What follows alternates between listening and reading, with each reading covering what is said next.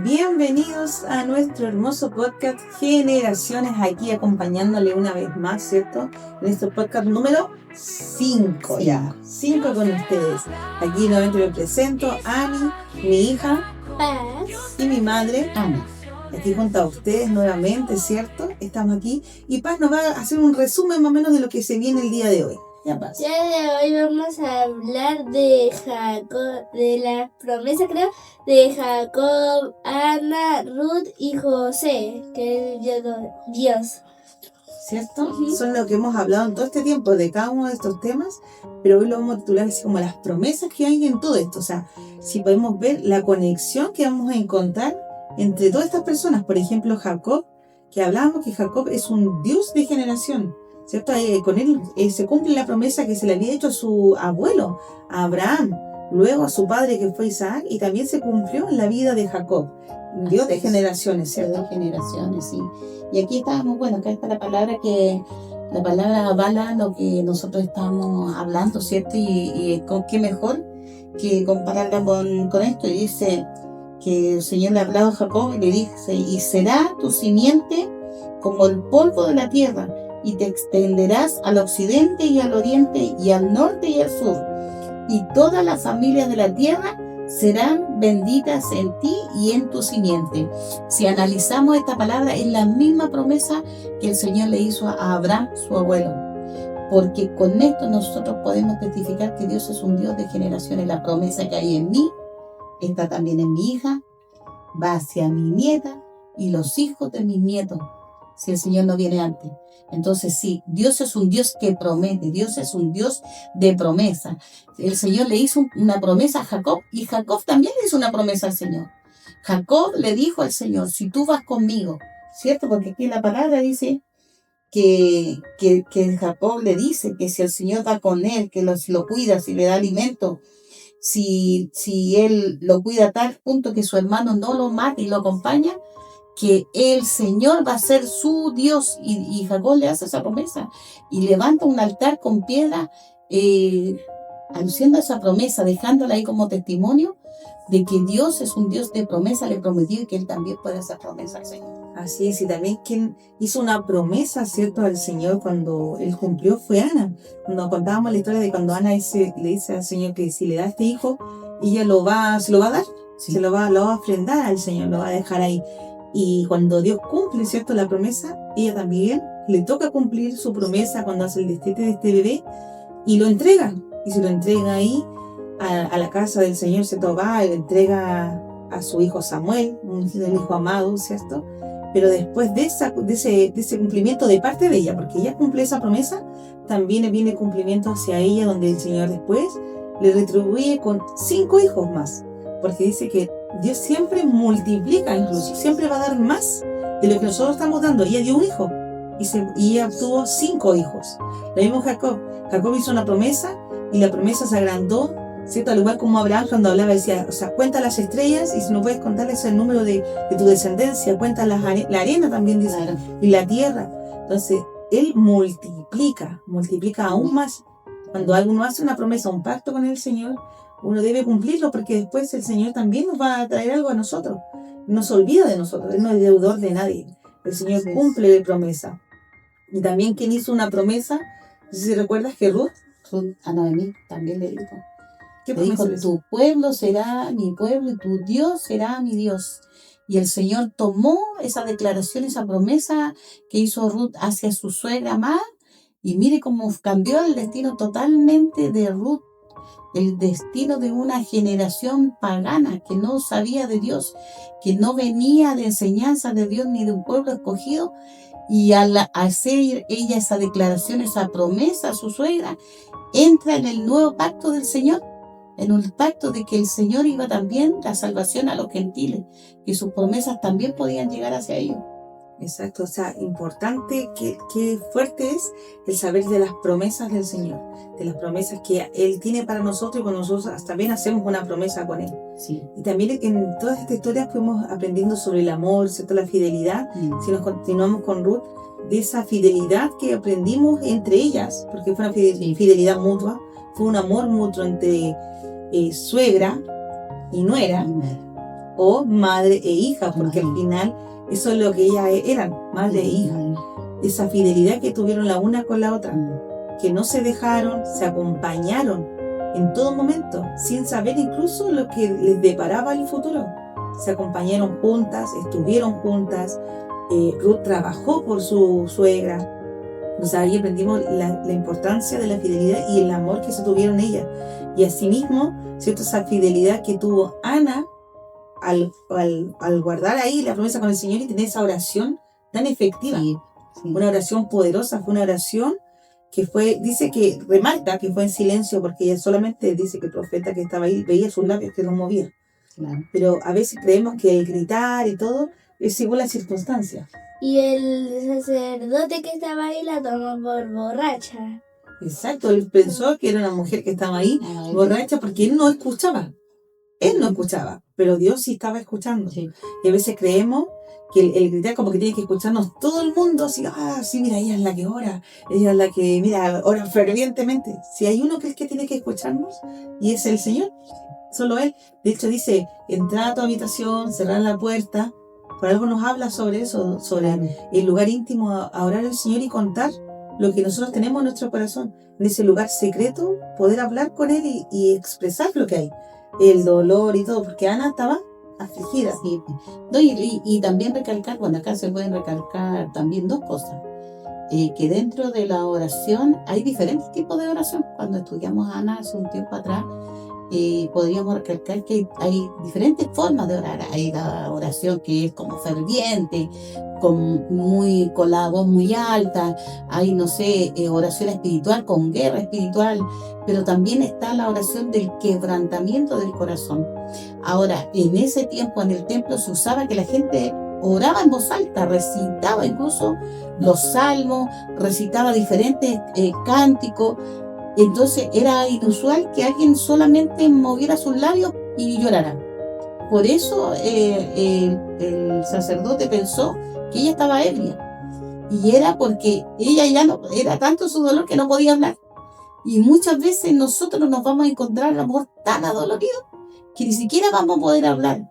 Incluso los que son intercesores, que están acostumbrados a orar fuerte, puede haber en su vida un momento de quebrantamiento donde no se pueda ni siquiera abrir la boca, sino que es el corazón, desde el corazón hacer un clamor para que el Señor le saque de ese momento duro, fuerte, triste, donde no entienden nada, porque hay procesos que nosotros vivimos en que sí vamos a estar acongojados, en que sí vamos a estar tristes, dolidos, en la injusticia, en muchas cosas, pero el Señor siempre va a escuchar el clamor de nuestro corazón. Exacto, cuando hay un dolor tan grande, yo viví un dolor tan grande cuando las palabras no alcanzan, ¿cierto? Para poder decir lo que uno está sintiendo o expresar esos dolores, sobre todo cuando hay duelos, que es como un dolor que te quemara y te parte el alma, o sea, uno está quebrada completamente y no tienes cómo expresar palabras para decirle al Señor, sabes que estoy así, porque a veces la gente no te va a entender, a lo mejor te va a decir, pucha, estoy contigo, pero ese dolor sigue ahí. Y cuando uno lo expresa, ¿cierto? No hay palabras a veces para decirlo, pero es cuando Dios escucha el quebrantamiento de nuestro corazón. Cuando Él viene y sabe, conoce tu dolor, conoce esa tristeza, conoce lo más profundo que hay en nuestro corazón. Y de ahí nos saca. Y de ahí cuando uno va saliendo, uno va pudiendo expresar, ¿cierto? Lo que va sintiendo o lo que ya fue. Uno puede decir, en este momento así estuve. Pero cuando uno lo está viviendo, esos dolores tan fuertes, tan quebrantados, uno no tiene palabras para hablarlo. No tiene palabras para decirlas, para expresarlas. Es difícil. Y en este caso, en esta mujer que estaba quebrantada, que era humillada, que era maltratada, ¿cierto? Su corazón estaba vacío, a lo mejor era tanto el dolor que ella ya no sabía cómo expresarlo en voz alta, y tampoco a lo mejor quería decir en voz alta, Señor, estoy cansada de que esta mujer se burle de mí. A lo mejor no quería decirlo de esa manera, sino que fue solamente una oración con él y ella, solamente, y él escuchó. No era necesario que escuchara en ese momento el sacerdote, pero ahí Dios escuchó el clamor de esa mujer. Y eso nos enseña que Dios nos está escuchando. Si levantamos, si lo hacemos fervientemente, como si lo hacemos suavemente. El Señor se mueve en la tormenta, como también en el ruido apacible. En todo momento, como un silbido apacible también está. Y ahí donde se cumple también eso que Dios es así. Que puede moverse en lo fuerte, pero también en lo suave. Y eso nos da también esa esperanza, ese descanso en Dios, que nos va a escuchar en todo momento, en todo tiempo, en todas circunstancias, tanto en los valles como en los montes. Como los montes, ¿cierto? Y eso era una historia muy hermosa de Ruth y Noemí, de fidelidad y amor, de Ana con la oración, esa promesa, como también en Jacob, que hubieron promesas, ¿cierto? Y Jacob también tuvo sueños. Sí, también tuvo sueños. Hay un momento en que él, después de escapar, ¿cierto? Porque le dijeron que escapara, que tenía que irse porque su hermano lo iba a perseguir. Y él se va a otra ciudad y dice que le dio sueño. Y toma una piedra y la pone por almohada y dice que se recuesta sobre esa piedra. Dice que al dormir él tiene un sueño y dice que ve una escalera hacia el cielo donde subían y bajaban ángeles y que en la punta de la escalera estaba el Señor, estaba Dios mismo. Dice que él despierta ahí y no lo entendía, pero dice que miró y él estaba así como, yo creo que eufórico, y dice, pero es que el Señor estaba acá y yo no lo sabía. El Señor estaba ahí en ese lugar y yo no lo sabía. Y dice que él también ahí, ¿cierto? Hace también ahí, pone piedra y dice que ese lugar es el lugar de luz. Ese lugar él le puso Betel. A ese lugar le puso un lugar de luz, un lugar de encuentro. También tuvo un sueño glorioso y maravilloso. Dice que veía a los ángeles como subían y bajaban, sustentando, trayendo. ¿Cuántos de nosotros en algún momento de nuestra vida han venido ángeles a sustentarnos, a traer lo que necesitamos? Porque eso es verdad, eso pasa. Eso sí, en el Señor esas cosas nosotros las podemos vivir, el sustento, la fuerza, porque también ellos vienen a fortalecernos. Y Jacob, a través de ese sueño, pudo entender que el Señor estaba ahí. El Señor estaba con él. Así mismo cuando hablamos de sueño, cómo fue con José, ¿cierto? Un soñador, a veces lo conocemos como José el soñador, de que el Señor también había sueños en él, sueños que a lo mejor tardaron en cumplirse, no por algo que haya hecho José, sino que a veces es necesario pasar por el proceso, porque él sí tuvo sueños, pero en el proceso él aumentó aún más, ¿cierto? Ese don que él tenía aumentó aún más, ¿cierto? Perfeccionó lo que él tenía y ya no solamente tenía sueños, sino que interpretó sueños. Y ahí podemos ver cómo también el Señor con el tiempo también nos va perfeccionando, nos va haciendo crecer, nos va haciendo avanzar y nos va en el camino enseñando cosas. Sí, es cierto. Lo que pasa es que, bueno, José era un soñador, ¿cierto? Él soñaba sueños hermosos, gloriosos. Y Jacob también, imagínese soñar con que en tu casa hay ángeles que suben, que bajan. Yo creo que eso es lo más hermoso que nos puede pasar. Pero nosotros siempre soñamos sueños. Siempre nosotros tenemos instancias de sueños, nosotros que somos personas naturales y también, incluso antes nosotros de conocer al Señor, nosotros teníamos sueños, pero no los podíamos entender, no los podíamos descifrar. Y descifrarlo es un don, no cualquiera, todos soñamos. Tenemos sueños buenos, no tenemos sueños malos, tenemos sueños que a lo mejor nos avisan algo, sueños que tienen que ver con nuestro estrés, con nuestros temores. Pero descifrar un sueño, ese es un don de Dios. Eso es algo que solamente nos puede dar el Señor. Y qué bueno que se puedan descifrar ciertas cosas. Y cuando no sucede eso, cuando no tenemos a alguien que descifre nuestros sueños, no dejen preocupado un sueño que sea desagradable, que produzca temor, nosotros lo que podemos hacer es orar, clamar. No solamente para que el Señor se revele en este sueño, sino que para poder nosotros ponernos, ¿cierto?, en las manos del Señor si es un accidente, si es alguien que pueda estar en peligro y que nosotros estamos soñando con esa persona. A mí me pasó muchas veces antes que una persona me decía, soñé contigo y soñé tal cosa. Y a veces esas cosas se cumplían. Me acuerdo cuando una vez una cuñada mía me dice, soñé contigo y te veía llorar tanto y me preocupé tanto. De hecho, me levanté llorando en el sueño. Y me dice, no sé, algo va a pasar. Yo no le di, fue hace muchos años atrás. Y no, la verdad es que no oré, porque venía de una persona que no pensé nunca que me podía dar un mensaje. Y sabe usted que pasó 1 mes y medio, yo tuve otro sueño en ese instante con mi esposo, que era un sueño demasiado raro, y resulta que al mes y medio mi esposo se enferma, cae al hospital con una trombosis. Y la verdad es que lloré mucho. Lloré demasiado y tuve que ir a pedir ayuda, a pedir oración en diferentes lugares y me vi cumpliendo ese sueño que me había regalado una persona que para mí no tenía mucha capacidad de entregarme algo, pero así era. El Señor a través de ella quiso avisarme algo, pero yo no lo entendí. no lo oré, no clamé porque no lo entendí. Pero sí pasan esas cosas. Claro, a veces no entendemos los sueños. O a veces la persona que tiene un sueño tampoco sabe entenderlo, te dice el sueño y ahí queda. Claro. Entonces, son dos personas sin entender Sin qué entender, sucede, claro. hasta que después pasa y te recuerdas del sueño, pero Dios avisó a través de un sueño. Claro, sí. Dios dio la información en un sueño. Y es importante a veces poder también a lo mejor pedirle a Dios, Dios, ayúdame con los sueños, así como lo hiciste con José, que él tenía sueños y también lo interpretaba.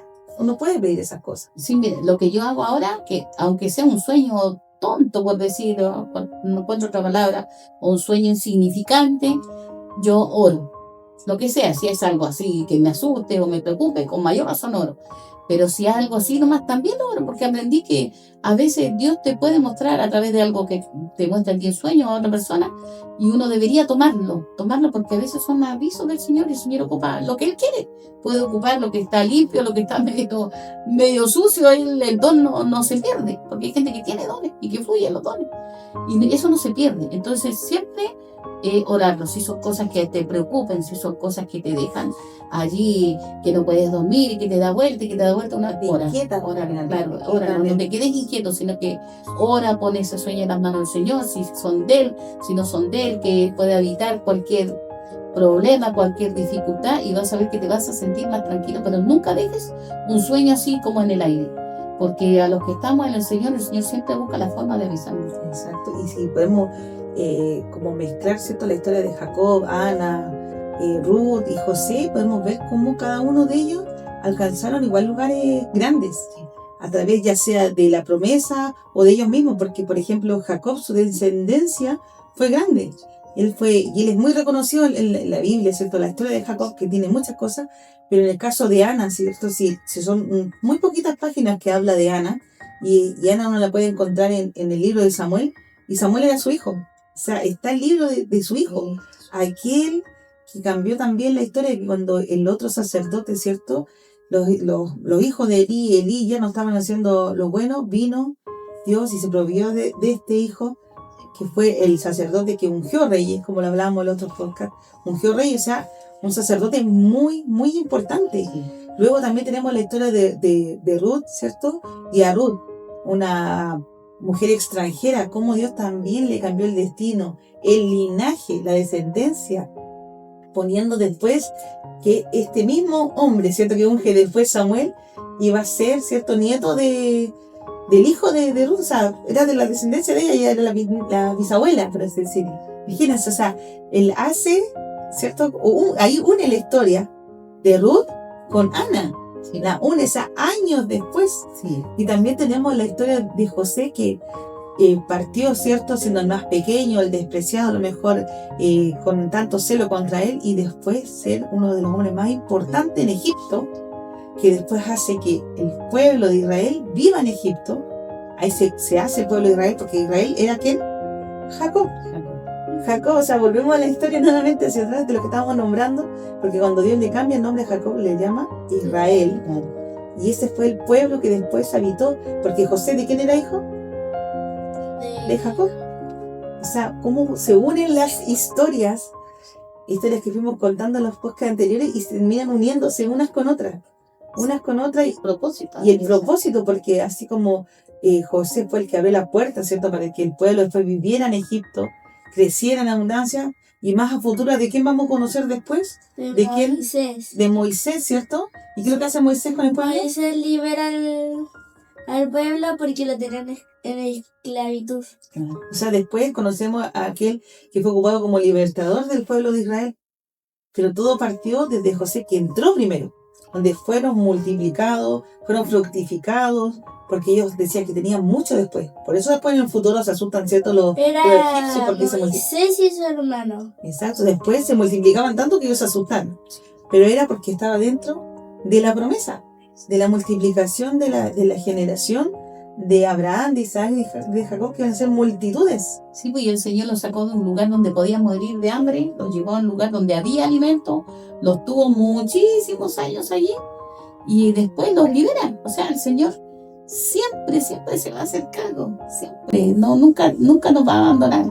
Y siempre nos va a llevar donde fluya la leche y la miel. Sí. Porque cuando saca al pueblo, ¿cierto? De Egipto. Después también la promesa de eso, que iban a vivir en tierra donde fluiría la leche y la miel.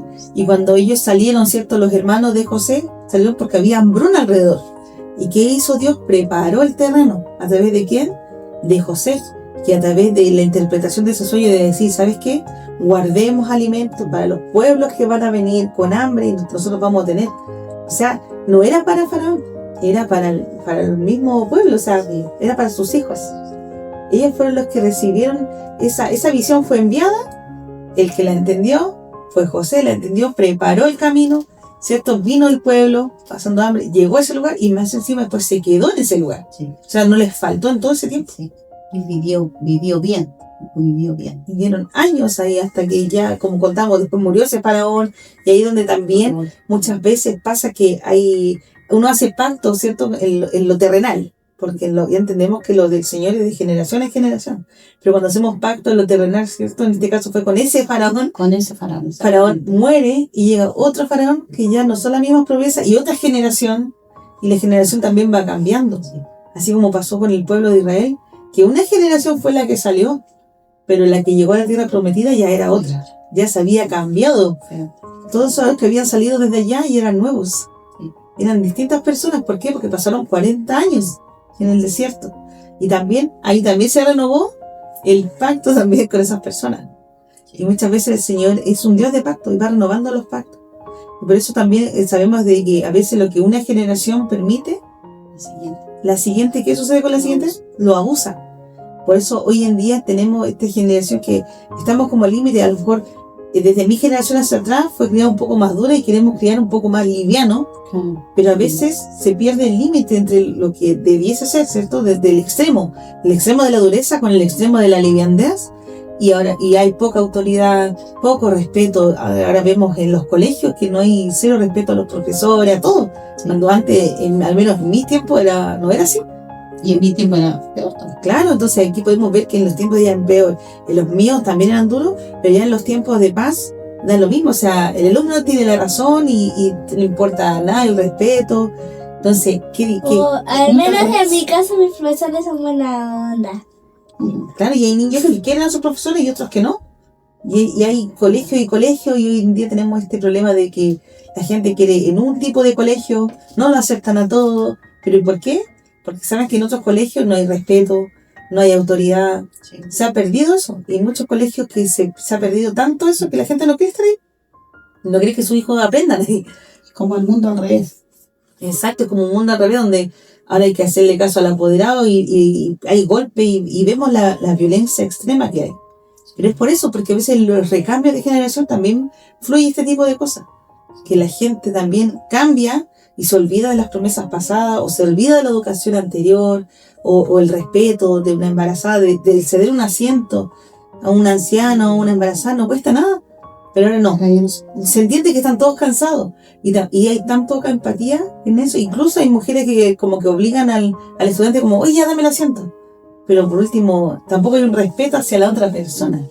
Increíblemente cómo esas cosas van cambiando, se van perdiendo, ¿cierto?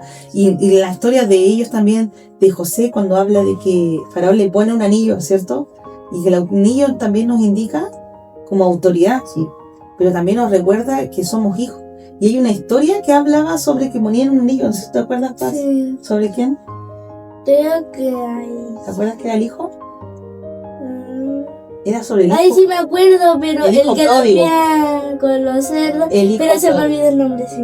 Era sobre el hijo pródigo, ¿cierto? En esa historia sí. También nos cuenta que viene el padre... Que lo conozco, pero se me olvida el nombre.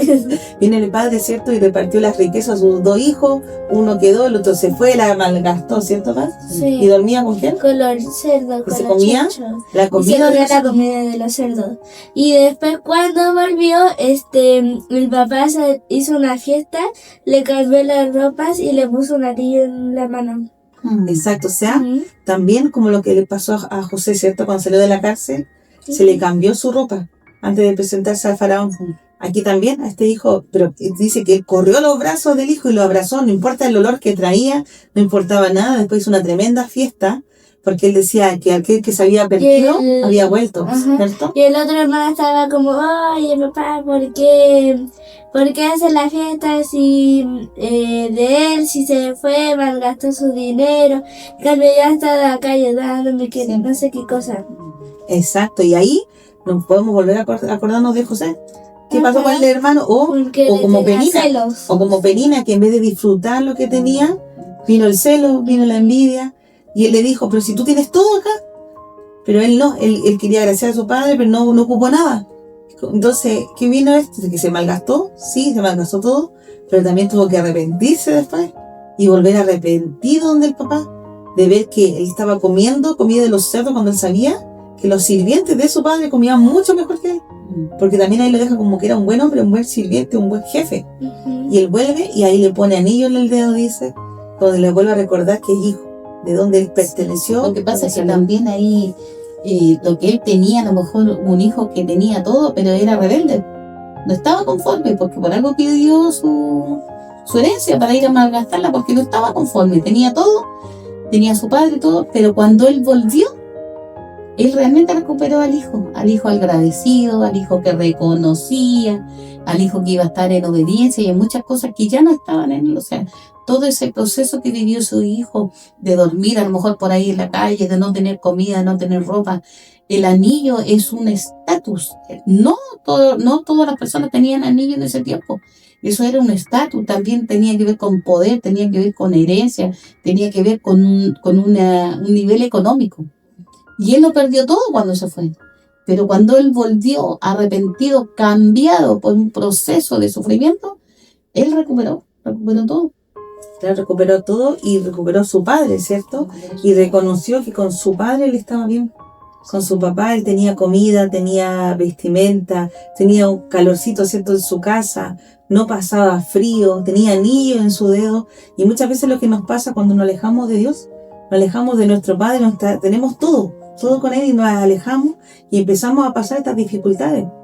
Empezamos a pasar ahí cosas malas, cosas difíciles. Por eso las cosas son tan fáciles cuando Dios está con nosotros, pero también cuando Dios nos da esa oportunidad de esta misma historia de hijo pródigo, de que tú puedas correr a los brazos de tu padre, volver y decirle, aquí estoy, y Él te va a decir, hijo mío, tú eres mi hijo, te reconoce como hijo. Él no te va a decir, no, vete, no, Él te abraza con los brazos, ¿cierto? Te recibe con brazos abiertos, te abraza, te cambia la ropa y te vuelve a poner el anillo para recordarte que tú eras hijo, eras dueño, porque eso es lo que era él, el que tenía ese anillo, era dueño de ese lugar, al igual que el otro. Y el otro, estando ahí, teniendo todos los beneficios, no los aprovechaba. Entonces aquí teníamos dos tipos de hijos, uno que no aprovechaba y uno que malgastó. Y ninguno de los dos estaba bien al final. Y él también tuvo que, cuando el padre le dice, pero tú tienes todo acá. Si tú querías hacer fiesta, querías hacer asado, estaba todo ahí. Estaba todo ¿Por qué no lo hacías? todo. Pero este hijo que yo creía que había muerto, vivió, aquel que yo creía que había perdido, ¿cierto? Lo encontré, volvió. Por eso le estaba haciendo fiesta, porque venía aquel que había pensado que había muerto. Sí, En cambio, su otro hijo estaba ahí al lado. El otro no disfrutaba de las riquezas de su padre y tenía que ver con el asunto de su... Exacto, era asunto de él solamente. Entonces, es muy hermoso poder aprender de todo esto. Sí. Ha sido hermoso estar en este podcast, ¿cierto? Poder compartir ahí con mi mamá, con Paz. Es una experiencia distinta, que es difícil a lo mejor ver las generaciones después. Paz ha podido contar de poquito la historia, pero también mientras ella nos escucha hablar, ella está aprendiendo, ella está absorbiendo. Entonces, podemos ya contar como nuestra experiencia. No sé qué te puedas ir despidiendo de este último capítulo. Sí, el último capítulo de un correr, ¿cierto? En la vida de Ruth, de Ana, de Jacob, de José, volver a poder leerlo, poder expresarnos, y poder entender su vida, poder entender los propósitos. Pero para mí lo más grande de esto es poder compartirlo con mi hija, con mi nieta. Y poder confirmar con esto que Dios sí es un Dios de generaciones, que Dios sí es un Dios de promesa y que Dios sí es un Dios que está preocupado de nosotros, que tiene un legado para nosotros. Y ese legado que nos dio, esa herencia que nos dio, nosotros la podemos traspasar a nuestras generaciones. Ha sido un gusto, de verdad, un privilegio poder escuchar a mi nieta, que llena de orgullo, que ella, en sus palabras de niña todavía, ella pueda expresar cosas que ha aprendido, que a lo mejor niños a la edad de él no están interesados. Pero ella hay un interés en sus padres de enseñar, en nosotros también de que ella aprenda, y de ella en aprender y expresarlo como niña, que juega, que estudia, que tiene sus juguetes, que tiene sus cosas, pero también dentro de todas esas cosas que son normales, ella también deja un espacio en su corazón, en su mente para aprender del Señor, y esperamos que eso también sea traspasado, si el Señor no viene antes, a su generación. Así es, Paz. Palabras de este podcast que está con nosotros.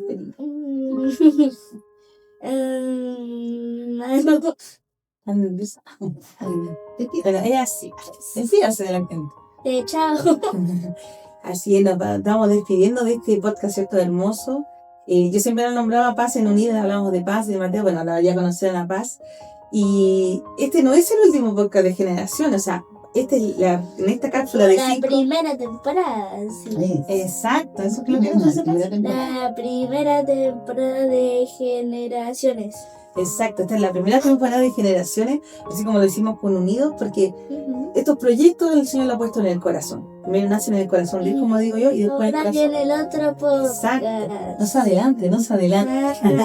Exactamente, nosotros nos despedimos de ¿cierto? De este primer capítulo, o sea, nos van a seguir viendo, van a seguir estando ahí con nosotros vamos a seguir trabajando igual que Unidos y Generaciones, pero ahora nosotros también vamos a dar el paso, ¿cierto? Así como pasamos con el matrimonio, estábamos juntas, aquí estamos nosotras, y damos paso a este nuevo proyecto. Este va a ser un proyecto muy hermoso. Otro nuevo proyecto innovador, ¿cierto? Algo distinto, algo más refrescante. Y este proyecto se llama Soplo de Vida Kids, ¿cierto? Un programa hecho de niños para niños. Y ahí quiero que me cuentes quién va a estar. Voy a aparecer yo. Va a aparecer Martín.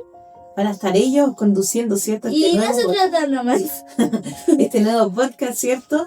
De niños, hecho por niños para niños. Así que les esperamos para que ustedes también puedan compartir, estar con ellos, ¿cierto? Ver sus podcasts, poner reacciones, poner like y todas esas cosas, porque eso también nos hace crecer. Hace que nosotros nos incentiva también a seguir creciendo, a seguir aprendiendo más. Así que nos despedimos nosotras con un gran abrazo, besos hasta allá, y les damos entonces la bienvenida a SDB Kids. Es un programa de niños hecho por niños. Chao.